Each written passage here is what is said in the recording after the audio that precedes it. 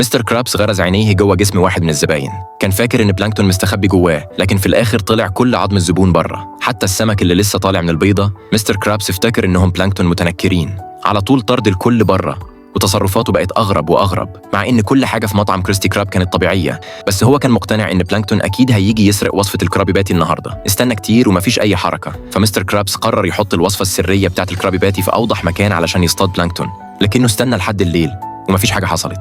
واول ما مستر كرابس كان هيستسلم، اكتشف ان الوصفه فعلا اختفت.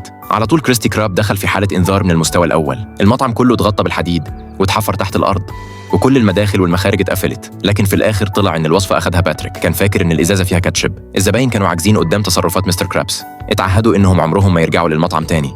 بس مستر كرابس ما اهتمش خالص. علشان يحمي وصفه الكرابي باتي ما راحش بيته حتى، بالعكس قعد مستخبي جوه المطعم متنكر على شكل لوح خشب في الارضيه. تاني يوم الصبح مستر كرابس كان فقد عقله خالص. اي زبون يدخل يشوفه بلانكتون، وحتى سبونج بوب وسكويدورد افتكر انهم جواسيس مبعوثين من بلانكتون. طرد الكل من المطعم، وكمان قفل كريستي كراب بسلاسل ضخمه. بقى مجنون اكتر واكتر، اي حركه كانت عنده معناها ان بلانكتون جاي.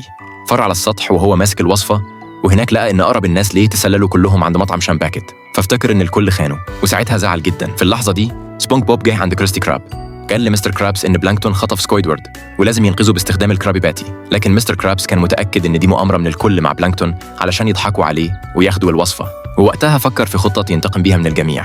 دخل المطبخ وعمل عدد كبير من الكرابي باتي وحط جواهم قنابل، وبعدها أخدهم وراح بيهم على مطعم شامباكت. بس أول ما دخل هناك اكتشف إن الكل محضر له مفاجأة.